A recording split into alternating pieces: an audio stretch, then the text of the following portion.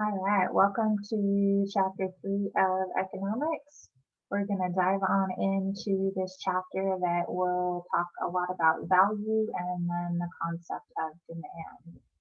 So let's take a peek at our slides for today. All right, value and demand. So as we get started, something to think about for just a minute. Okay, so how do you determine the value of an item? How do you know if it's valuable, what it's worth? How do you understand maybe how much you should pay for something?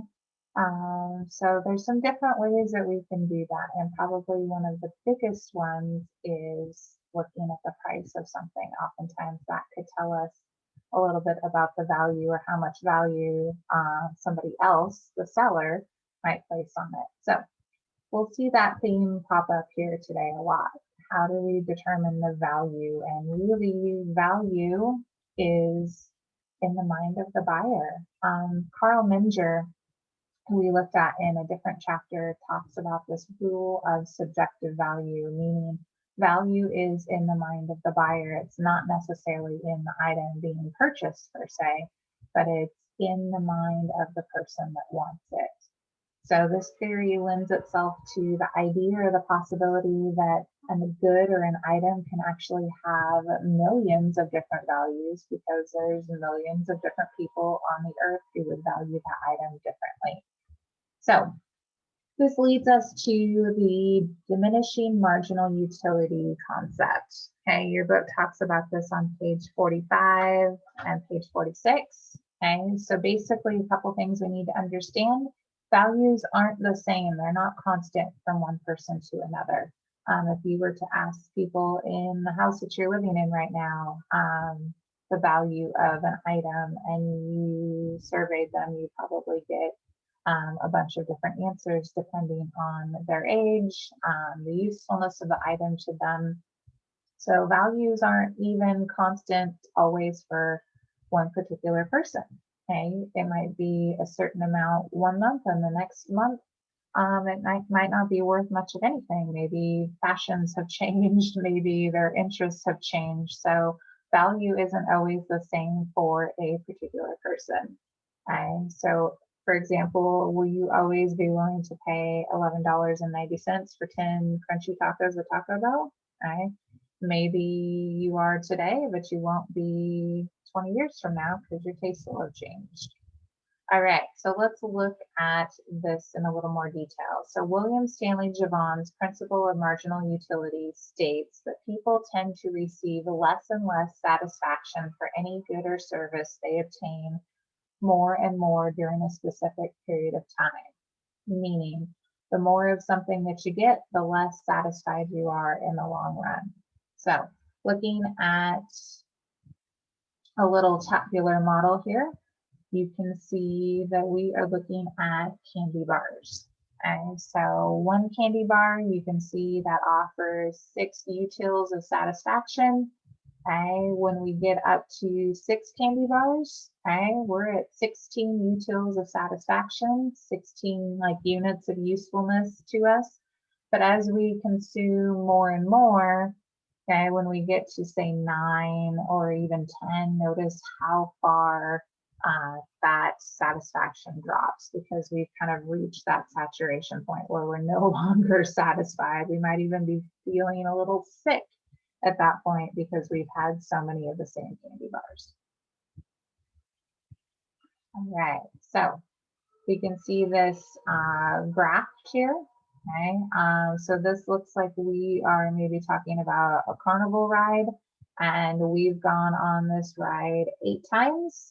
Okay, we have gotten quite a bit of fun and satisfaction up to, let's say, 35, 36 units of satisfaction. But as we've gone on it now, the 7th time and the 8th time, it's not quite as exciting. We're getting kind of bored with the ride and we want to move on to something else.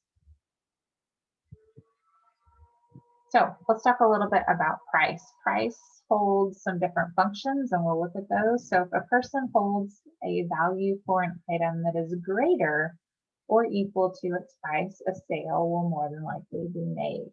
Okay, so If you are at the store and you really want something and you value it more, right, and your value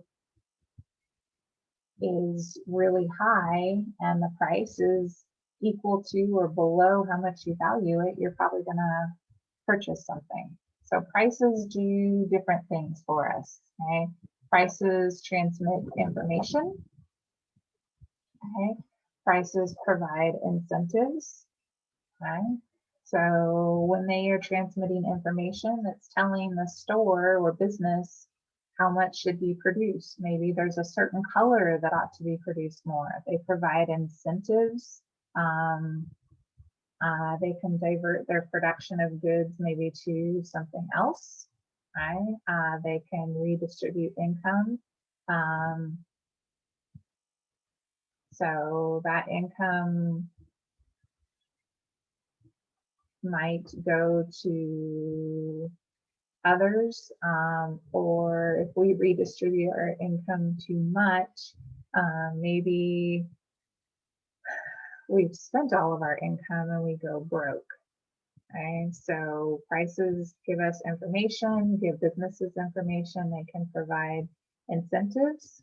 Okay, and lastly, the whole redistribution of income. So your book talks more about that on pages 48 and 49.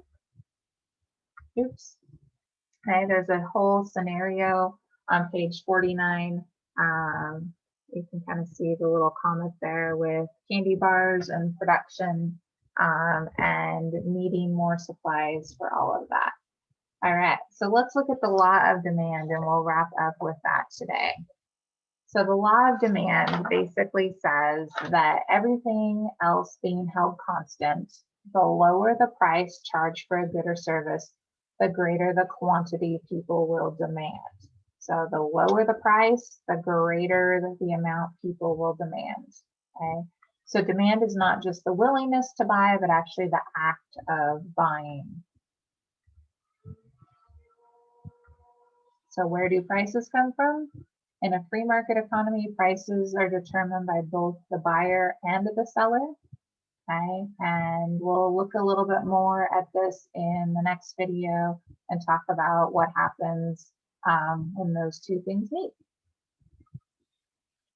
All right, thanks for watching. Have a good day, guys.